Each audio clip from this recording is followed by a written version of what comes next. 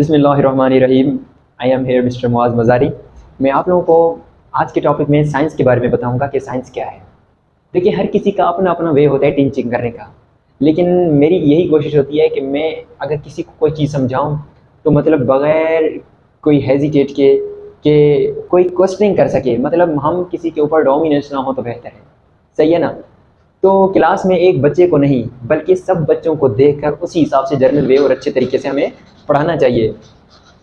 Science के बारे में बहुत सारे कन्फ्यूजन्स होते हैं कि साइंस और साइंसा दो टर्म हैं कि वो कौन सी लैंग्वेज की है, वो कौन सी लैंग्वेज की है, या जैसे कि बायो एंड बायोज है।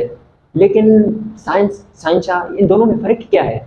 आप लोगों से अगर कोई पूछे साइंस क्या है, आप लोग कन्फ्यूजन रहते हो, साइंस तो बता देते हो। अगर साइंसा का पूछे तो आप लोग कन्फ्यूज़ रहते हो। बायो का पूछे आप लोग बता देते हो, बायोज का पूछे आप लोग कन्फ्यूज़ रहते हो। ये क्या? अगर साइंस लैटिन की है तो क्या हम लैटिन लैंग्वेज में पढ़ रहे हैं, हालांकि हम तो इंग्लिश में पढ़ रहे हैं? नहीं, ऐसा बिल्कुल भी नहीं है। ये इधर देखिए, मैं आप लोगों को दो टर्म ध्यान दूँ। ये है साइंस, ये है साइंसा। ये जो वर्ड साइंस है ना, वो इंग्लिश लैंग्वेज से ही लिया गया है, मतलब इंग्लिश लैंग्वेज की है। और ये साइंसा है ना, ये लैटिन लैंग्वेज की है।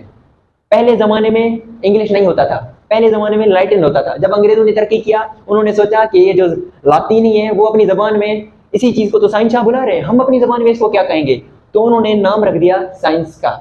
इसलिए तो कहते हैं कि the word science has been taken from Latin word scientia which means knowledge. दोनों की मीनिंग बिल्कुल सेम ही है, नॉलेज। उसके बाद है डेफिनेशन ऑफ साइंस की तरफ चलते हैं। मैंने तकरीबन 2 से ज़्यादा डेफिनेशन लिखे हैं, मतलब ताकि जो आप लोगों को आसान लगे वो आप लोग याद करें।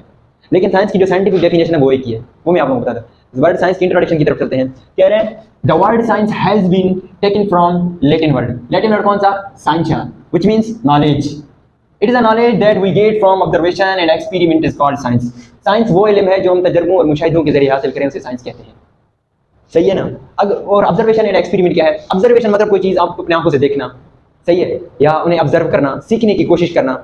एक्सपेरिमेंट मतलब वो होती है जो आपने काम सीखा या समझने की कोशिश की, उसको बाय हैंड प्रैक्टिकली करना, इसको एक्सपेरिमेंट कहेंगे हम।